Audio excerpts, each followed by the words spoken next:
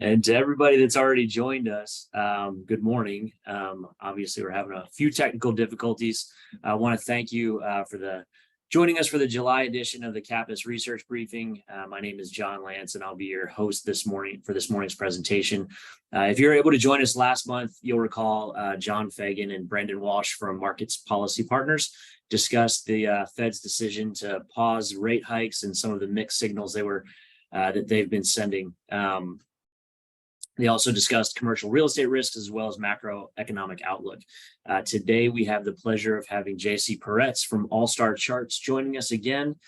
During the January call, JC discussed the bull market being back. In addition to sharing his technical perspective, JC will be taking questions at the conclusion of this presentation. So please use the Q&A icon at the bottom of your screen to enter questions. And finally, before I turn it over to JC, if you're interested in his services, I encourage you to reach out to All Star Charts or your CAPIS coverage after the call and get more information on the research offerings. With that, we proudly present to you JC Peretz from All Star Charts. And again, apologies for lack of video. You get to see my face while JC talks, I suppose. Well, I appreciate the invite. Thank you so much. And yeah, January, we came into the year, for us, we like to keep things simple around here, and we just like to count. Humans, as I've learned over the years, just really don't like counting. Humans can be a funny bunch.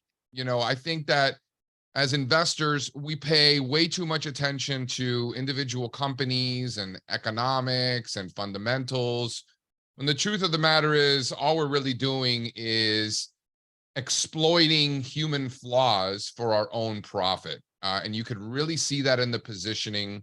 Stocks don't move based on earnings. Stocks don't move based on fundamentals. They move based on positioning. There's a reason why Carvana is up 1,300% this year. It's not because the fundamentals are better. It's not because the economy's improved in the last 6 months. It's because the investors came in short as hell and they got squeezed. That's what it is. So understanding positioning and where portfolio managers are positioned and where they're not is how us as investors can exploit human flaws for profit. And that's what we do. So again, we didn't come into the year bullish and that it was a bull market because of any fundamental reasons. It was really because more stocks were going up. Stocks were stopped going down last June, right? So should I share my screen and kind of get this party started? I can't hear. I think you're on mute. Yes. Okay, great. So let me, nope, that's not right.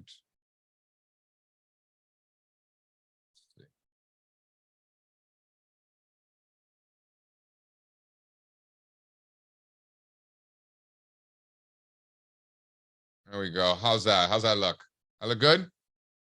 All right, cool. So, the first thing that stocks need to do before they can start to go up is to stop going down. Kind of let me just clean this up a little bit. First thing stocks need to do before they can start to go up is to stop going down. And here what we're looking at is the new highs, new lows, and the S&P 500 up here above. And a funny thing happened last June, John. Stocks stopped going down. The new 52-week lows list peaked on June the 16th of 2022. That was 13 months ago last week. We are now in the 14th month of this bull market. And I still have investors asking me when the bear market's going to end. It's like, bro, have you even taken the time to look for yourself? You have people telling you that it's only 7 stocks that are going up. And it's like, I think you need to check yourself into an insane asylum if you think it's only 7 stocks going up. In fact, those 7 stocks that people keep telling us are the ones that are driving the market higher are actually massive underperformers. If you take the performance of all of the large cap stocks in the United States and globally for that matter, but even just in the US, and sort by best performance, most of those 7 stocks are not even in the top 20 best performers. Generally, those are underperforming stocks. They get a lot of attention. They're big components of the S&P 500, which is one index in one country with a massive amount of growth in their weightings. But the S&P 500 is not the stock market. There are 503 stocks, something like that in the S&P 500. There are 2,000 stocks in the Russell 2000, right? Stocks are an asset class. So again, in the back half of last year, most stocks were already working. It's just that most investors never took the time to go and look, right? They were so busy looking at the Dow and the S&P and the NASDAQ, and they were so busy worrying about what the Federal Reserve was doing or ridiculous things like wars or, inflation and the Fed. I mean, if we're talking about the stock market, why don't you just look at the stock market, right? So we like to do something that we find incredibly helpful here at All Star Charts, and that is to count. We just go chart by chart, see how many charts are going down, how many stocks are going down, how many stocks are going up. And as it turns out in June, it's like, man, how come stocks stop going down? I don't understand. All this bad news keeps coming out. In June, July, just stocks stopped going down.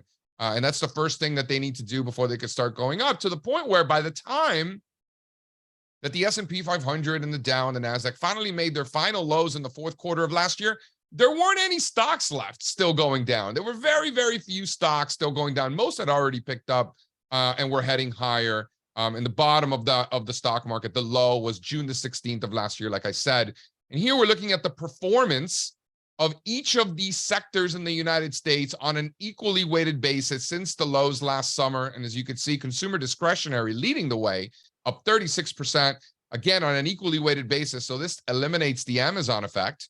And this is a discretionary on an equally weighted basis, leading the way, followed by industrials.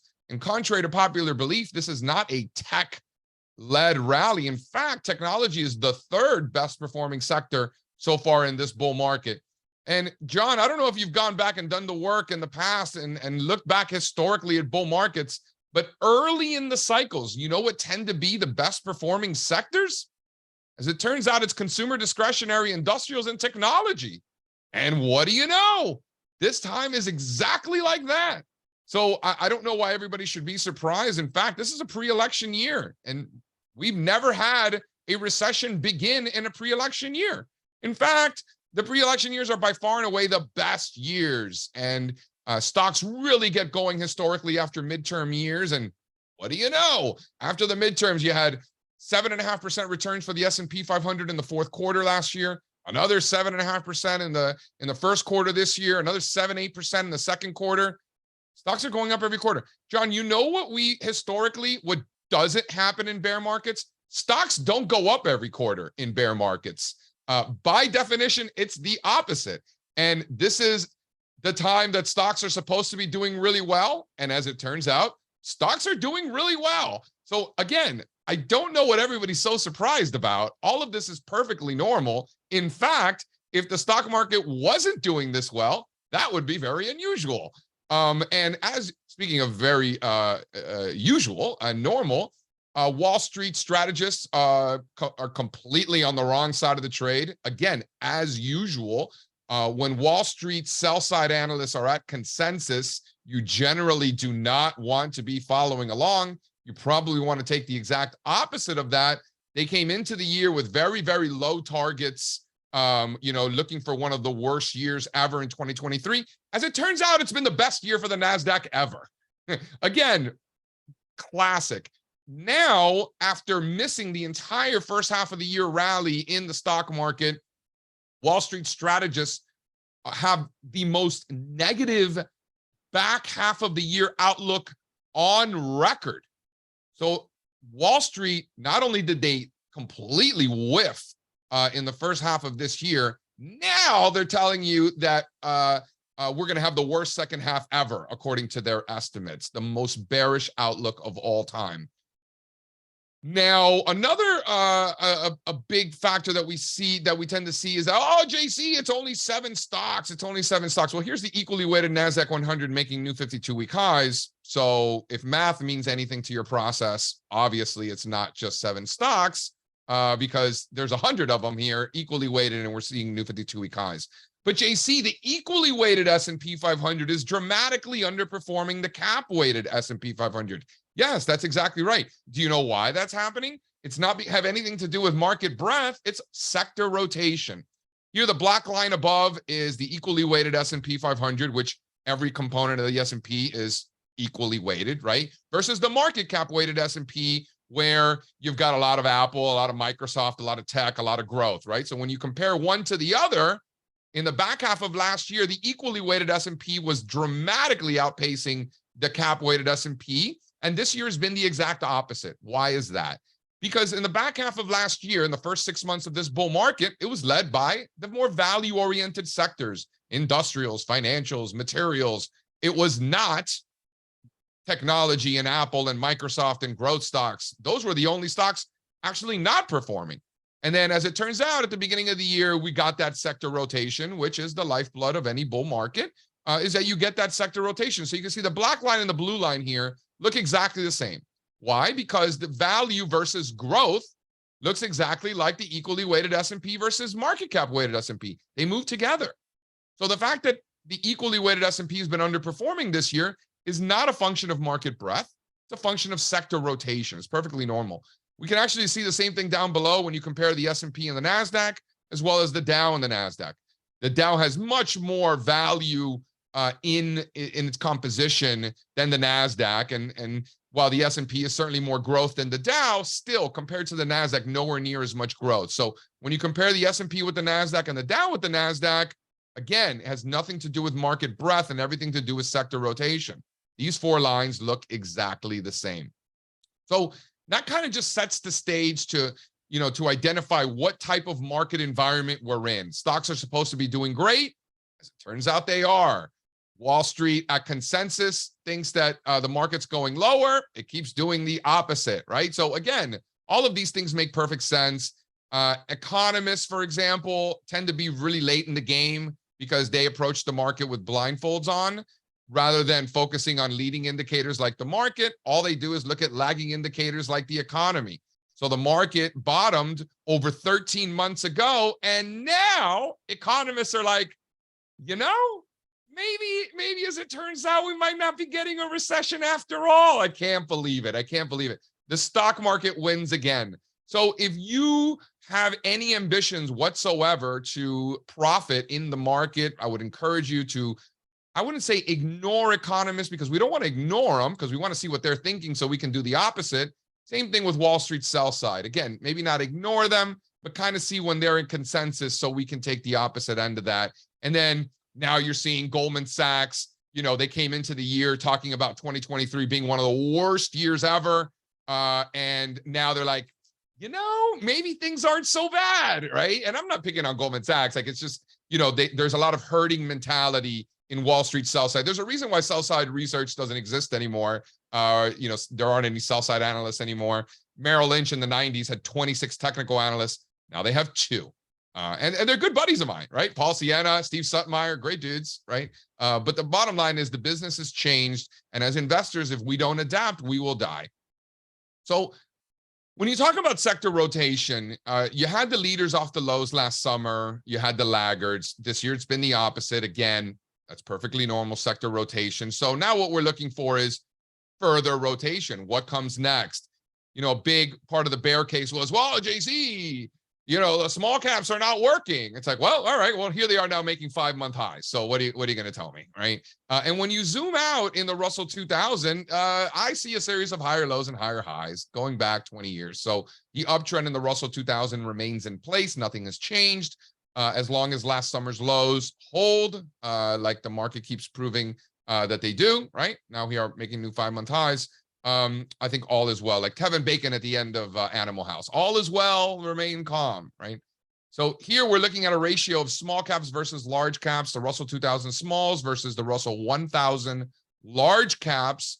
And this ratio of smalls to large, it really shows the relative strength out of small caps. And when the line's going up, that means small caps are outperforming. When line go down, that means small caps are underperforming and large caps are the leaders. Well, here we are to the exact level where small caps started their very, very aggressive phase of outperformance back in 2020.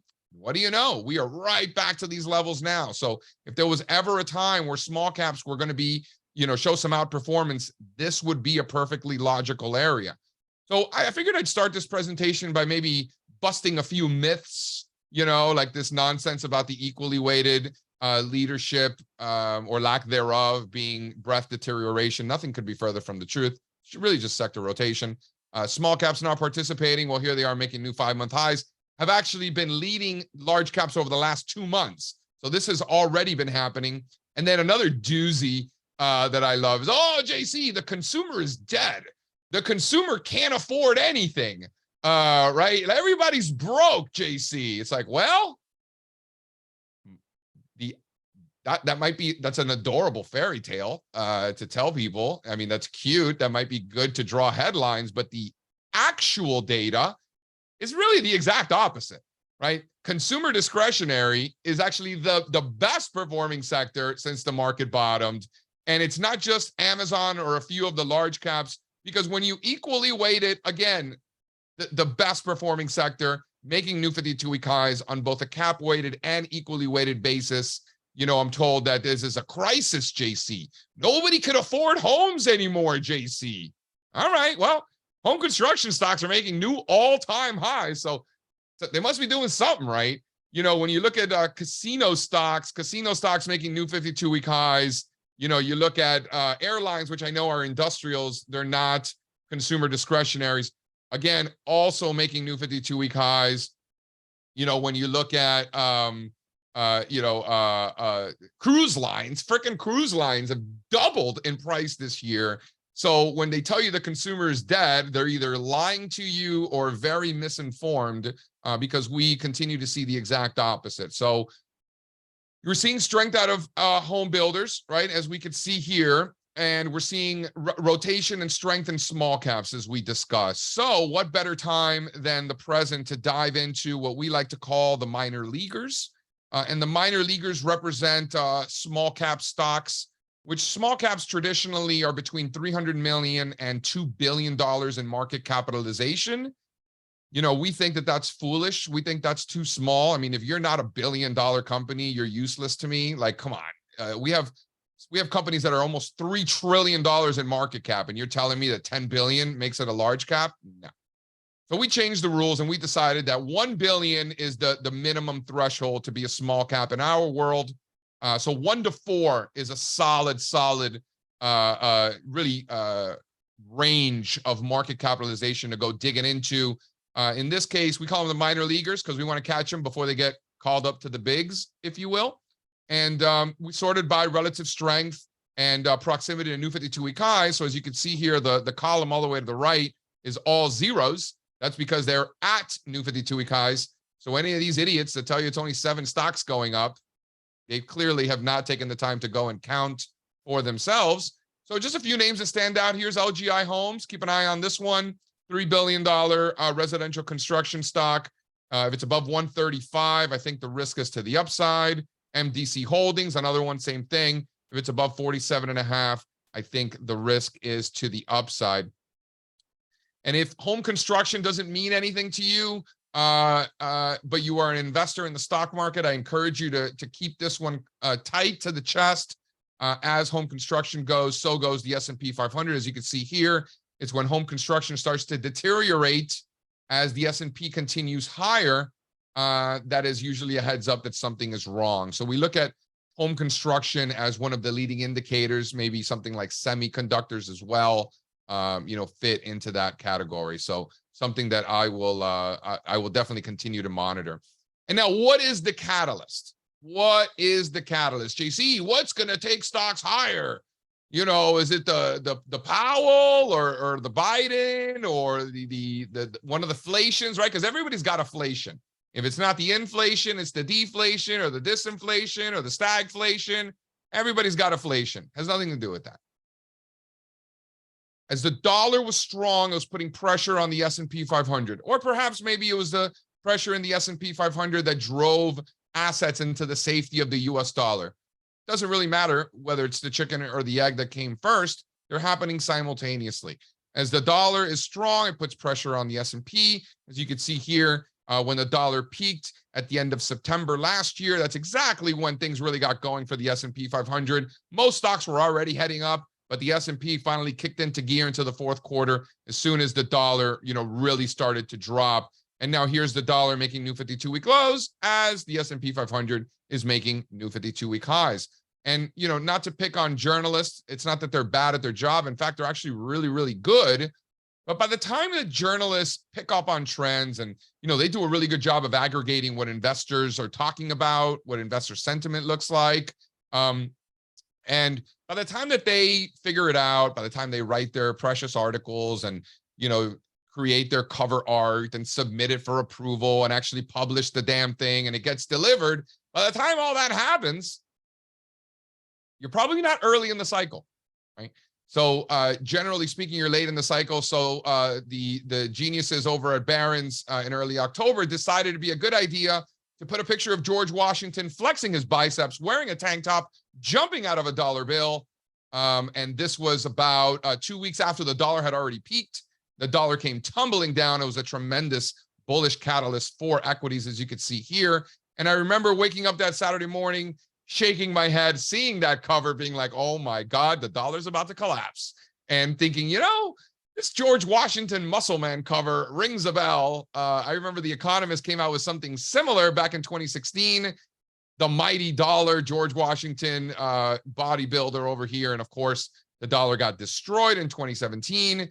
And 2017 ended up being one of the greatest years and least volatile years in the history of the United States stock market. I remember living in California at the time, and Trump's election, they were very, very upset about it. So, you had a lot of pessimism, a lot of people going to cash at the exact time where people needed to be buying stocks very aggressively. So again, it's a lot of this conversation so far has really been about sentiment, because it's not earnings that drive prices. It's not fundamentals or the economy or who the president is. Positioning.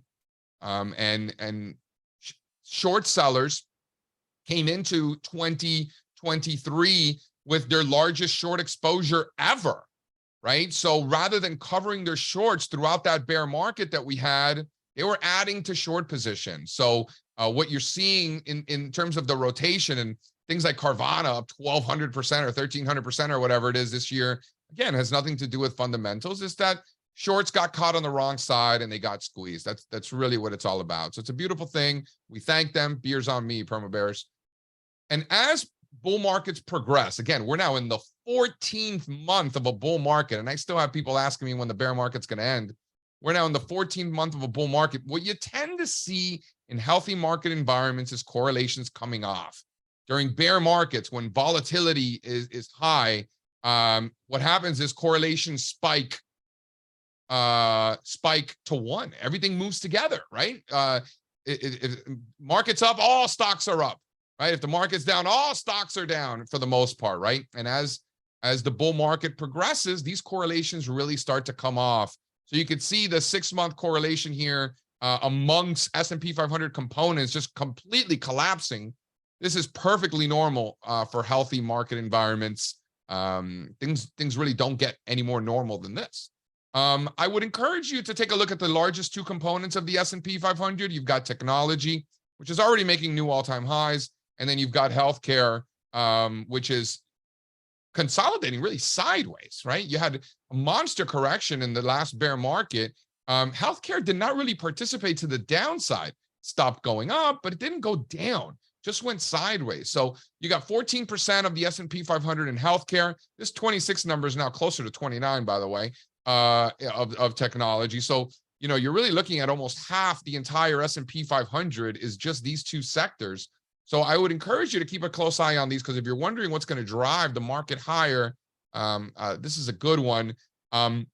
Medical devices are technically part of healthcare, but let's be serious. These are freaking robots performing surgery. These are tech stocks, right? So there's a reason why technology and medical device stocks really move together. And it's really because medical devices are just tech stocks in the body of a healthcare, right? They're healthcare sector, but we could be open-minded and understand what's what. So what's going to take medical equipment higher? I would look at the leaders, Intuitive Surgical flirting with those former highs right now. Literally, it's testing that for the first time. So I would expect some trouble here. But if you start to see ISRG breaking out above those early 22 highs, it's off to the races. Most of these medical equipment stocks, as you can see here, are nowhere near highs. So the fact that Intuitive Surgical already is, to me, it's very, very impressive, as opposed to something like biotechnology, which hasn't really gotten going. You know, we're talking about small cap stocks doing well. We're talking about healthcare stocks showing relative strength. When those two are in the same conversation, the first thing that comes to my mind is biotechnology. But what did Yogi Berra say? In theory, practice and theory are the same, except in practice. Right? So in theory, biotech should be working, but they are not. So we're going to keep a close eye on when that rotation starts to come in. One thing that I wanted to bring up is the pessimism that we're seeing in energy, right? Seeing a lot, and commodities in general. I wanted to I have this chart here. Let me see. I think I have it. What did I do with it? Hold on, guys. Here we go. So this comes from the Bank of America Fund Manager Survey, where we're seeing that fund managers are the most bearish on commodities since crude oil was trading below zero. Last time fund managers were this bearish on commodities, crude oil was literally trading below zero. Think about that. There used to be an old joke amongst technicians, an old dad joke, talking about, oh, this thing's so bad, but they're support at zero, right? We can't use that joke anymore. Because in crude oil, it went $30 below zero. So that joke got retired, right? Here's crude oil, which is a large component of commodities, largest component of the CRB index, of course. And these are the former highs in 2018, and we're finding support here. So I've been buying Chevron. I actually bought more this week, for a rotation trade. You're already seeing a ton of strength out of the oil services companies, which, if you've been following energy stocks at all, you know that oil services traditionally are the worst companies in energy. And you got names like offshore drillers like Noble and Diamond Offshore and things like that that are absolutely crushing. I like Chevron here. If we're above 150, I really like it long. I bought more yesterday. Yep, I bought more yesterday.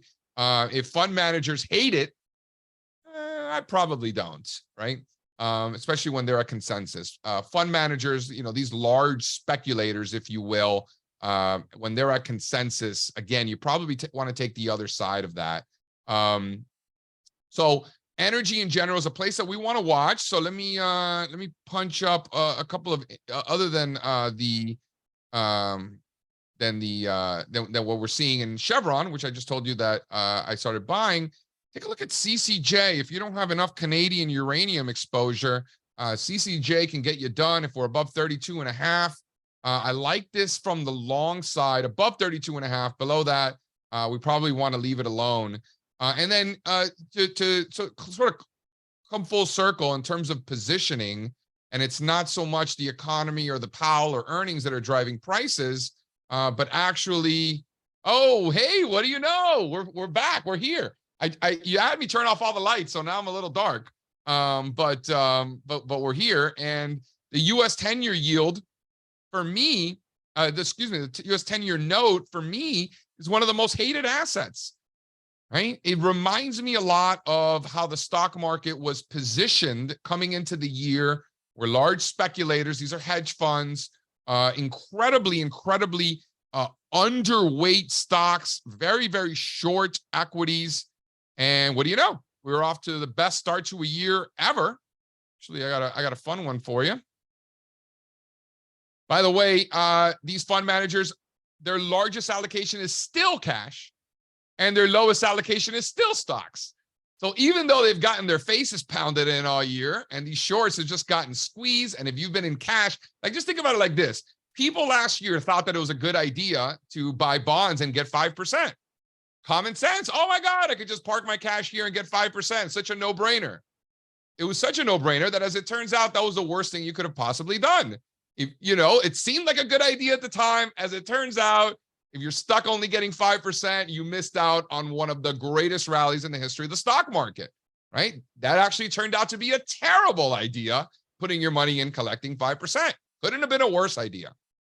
Yet, fund managers still think it's a good idea. So it takes time for sentiment to unwind, because us humans, we just suck at admitting that we're wrong. Like, we have such large egos that our ego is so sensitive and so fragile that it's more important to us than making money. Like, what? Right? So it's really important to understand, as investors, our minds are not built to be good investors. This goes back to evolution. Study the human body, study the human brain, understand how we're hardwired. So number one, we're aware of our own flaws so that we can overcome them. But then more importantly, we can exploit the flaws of other investors for our own profits, right? And understand that their precious egos are more important to them than making money. And what they're doing essentially, by either being unaware of their human flaws or just ignoring it altogether, is making donations. And it's up to us as investors to either accept those donations or not. And that's completely up to you. I'm a bigger fan of accepting those donations. Thank you very much. But needless to say, these hedge fund managers have yet to really get that unwind going. So the reason I bring that up is because in the bond market, we are set up in a very similar situation. Here we're looking at the large speculators. They currently have on their most aggressive short bet on bonds ever. I'll say that again in a different way.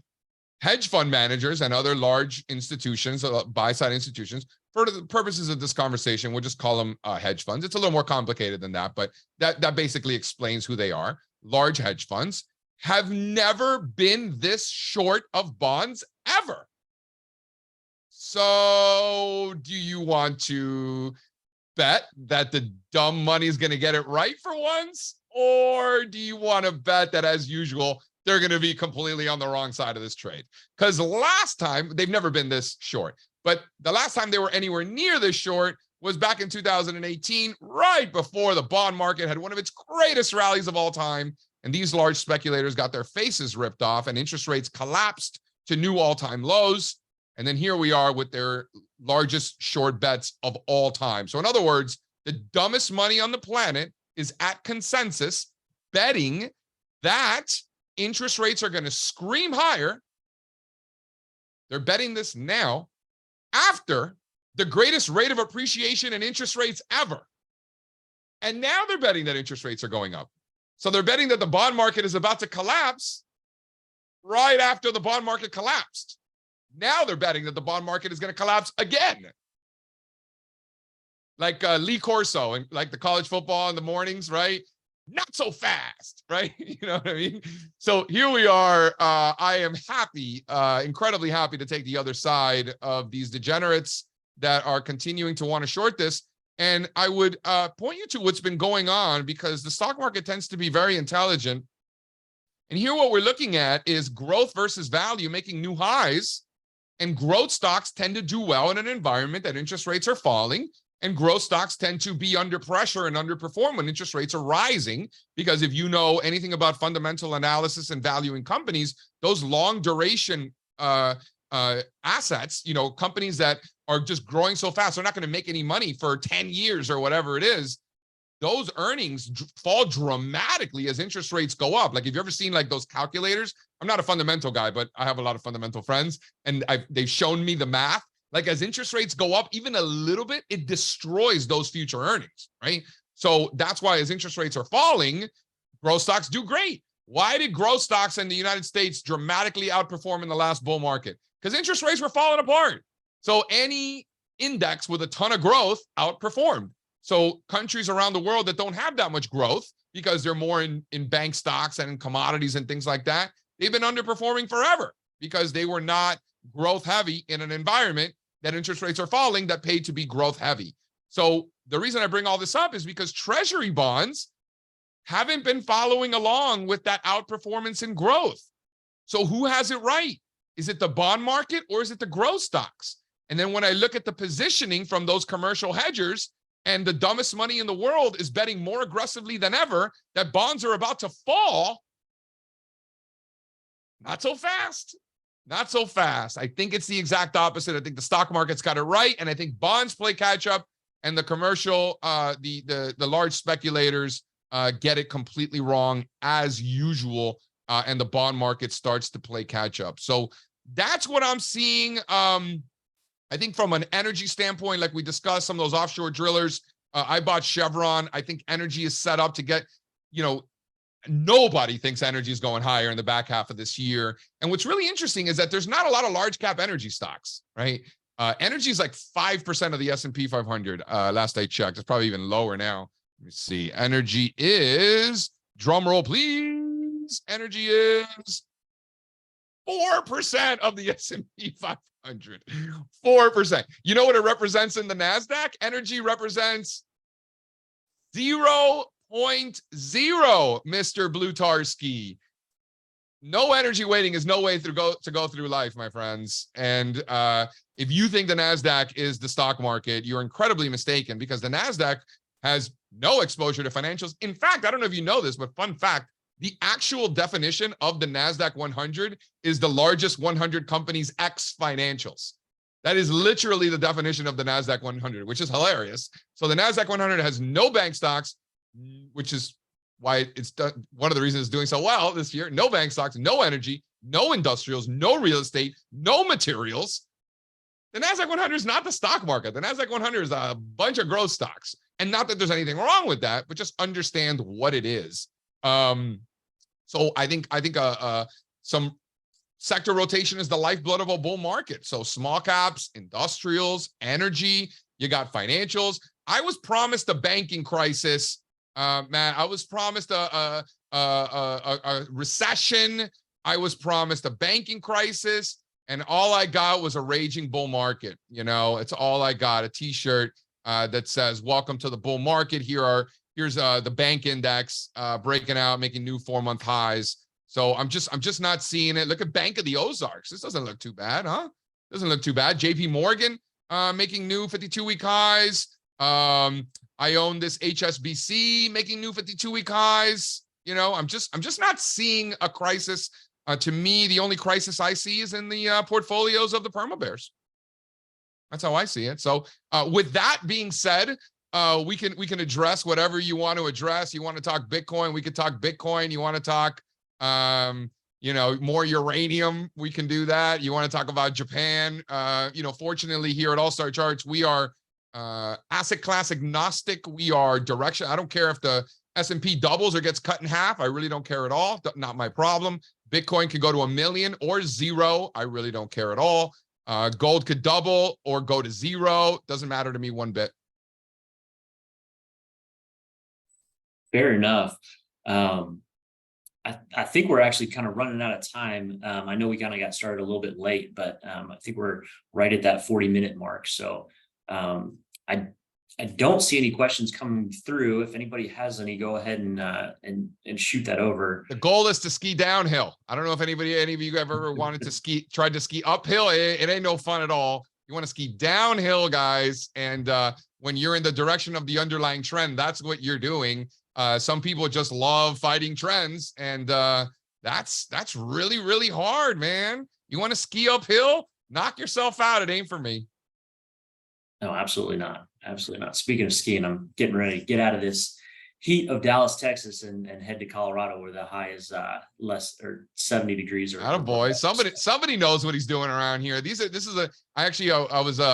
host a morning show on Stock Market TV, and Todd Gordon he's an investment advisor, and he was there skiing with us in 2019. So we were just showing this. This was in Breckenridge. Is John Nigerian on the left, who's an options trader, good buddy of mine. Todd Gordon here in the middle, and then me with really bad form here on the right. I like it. I like it. Well, we should probably wrap up today's call. JC, want to thank you again for sharing your perspective. And to everybody that's been listening, if you want to listen to kind of a recap, it'll be emailed to you after the call. If you're interested in All Star Charts research offering, please let us know. And finally, mark your calendars for next month's research briefing featuring Jeff Garbaz with Quantitative Partners. The call will be on August 17th at 10 a.m. Central. Registration will be open and invitations will be sent out here in a couple weeks. Thanks again for joining us. I wanted to mention, if anybody's interested in the slides that we discussed today, email info@allstarcharts.com. Use the passwords counting because we are very good at third grade mathematics around here, and it's worked out. Because we're not one of those people that need our stupid computers to tell us that stocks are going up. We can just go count. So it's a big deal around here counting. So Absolutely. Well, JC, thanks again, man. And y'all have a wonderful rest of the week and have a great weekend. Thank you. adios.